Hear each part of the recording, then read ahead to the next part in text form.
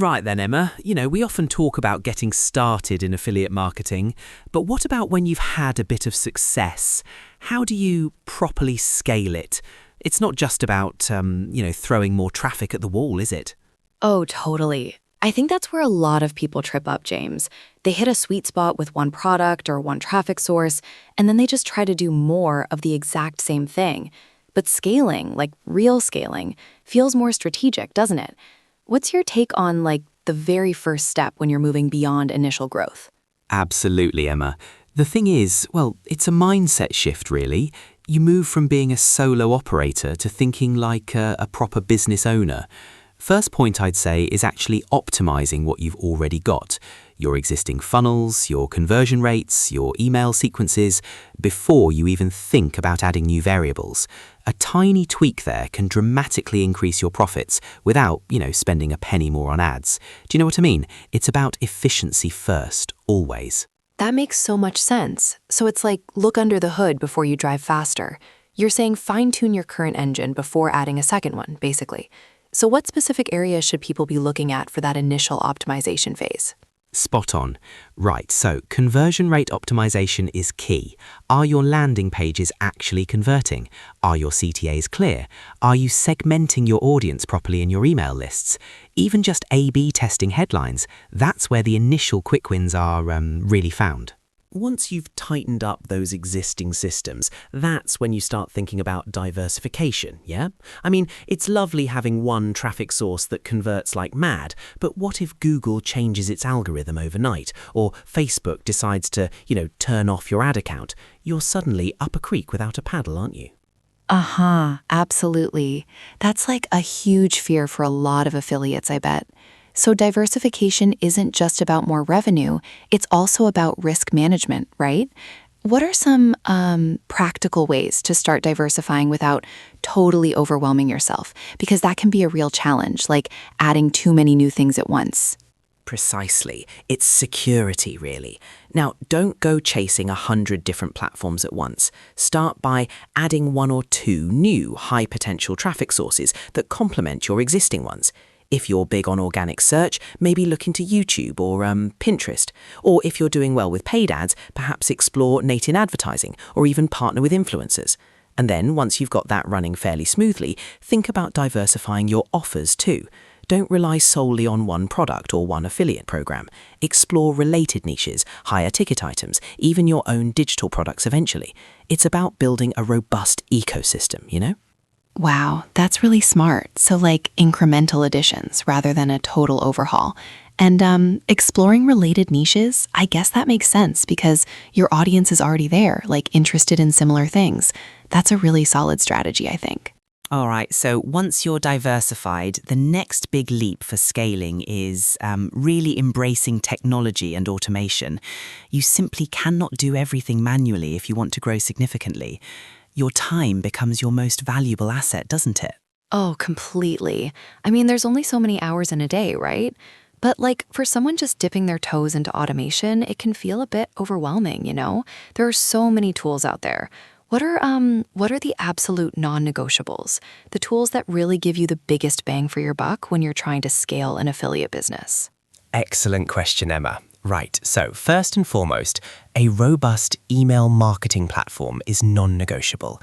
Think ActiveCampaign, ConvertKit, something that offers strong segmentation and automation features. Then you need really solid tracking. Beyond just Google Analytics, you want dedicated affiliate tracking software to truly understand your clicks, conversions, and commissions. Like RedTrack or Volume, these are game changers for optimizing campaigns. And then a good CRM can be incredibly useful if you're dealing with higher ticket affiliate sales or building a list for future direct offers. It's all about working smarter, not harder, really. Automate the repetitive tasks so you can focus on strategy. Okay, so email, tracking, and a CRM. Those are like the core pillars. That totally simplifies it. I always get lost in the sea of apps. So for email, you're not just sending blasts, you're setting up full automated sequences like welcome series, follow-ups, re-engagement, all that good stuff, right? All right, Emma, here's where it gets really interesting for growth. You can only do so much yourself, right? At some point, if you want to properly scale, you have to start thinking about building a team, even if it's just outsourcing specific tasks initially. Yeah, that's like the big jump for a lot of solopreneurs, I think, giving up control, right? When do you know it's actually time to bring someone else in? And what kinds of tasks are usually the first ones that you should consider outsourcing in an affiliate business? Because I imagine content creation is one, but what else? Oh, absolutely. It's a massive mental hurdle, letting go. But the trigger point is usually when you're spending too much time on tasks that don't directly generate revenue or are, well, frankly, you're not good at them. First, definitely content creation. Writing articles, scripts, social media posts, that's huge. Then often it's ad management if you're running paid campaigns. Someone who specializes in Facebook ads or Google ads can get far better results than you fumbling through it. Also, virtual assistants for administrative tasks, customer support if you have a community, or even graphic design. The goal is to free up your strategic time. You're the visionary, so you need to be focused on, the next big move, not scheduling social media posts. Do you know what I mean? I totally get that. So it's about identifying your bottlenecks and your weaknesses, and then finding someone who's a specialist in those areas. That makes a lot of sense. And are there any common mistakes people make when they first start outsourcing? So we've talked about optimizing, diversifying, automating, and delegating, right? But none of that means a dicky bird if you're not constantly, absolutely relentlessly analyzing your data and optimizing. This is the heartbeat of sustainable scaling, Emma. Totally. Data, data, data.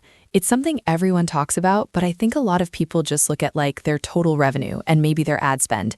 What are the really critical metrics that affiliates should be obsessed with beyond the obvious? And how do you avoid getting lost in all the numbers, analysis paralysis? Right, excellent point.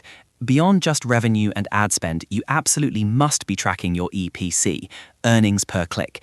That tells you how effective your traffic is. Then your conversion rate, obviously, but also look at your average order value, AOV, if you're promoting products where that's applicable, or your lifetime value, LTV, of a customer if you're building an email list for repeat sales.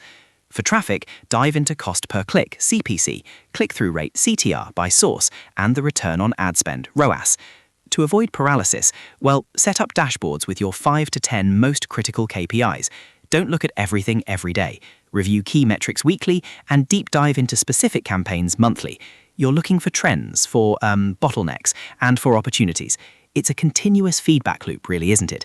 Test, measure, adapt, repeat. Okay, EPC, AOV, LTV, ROAS. That's a brilliant breakdown. So it's not just about the big picture, but those granular insights that really tell you where the levers are. And setting up a dashboard sounds super practical for avoiding that overwhelmed feeling. That's really actionable advice for scaling.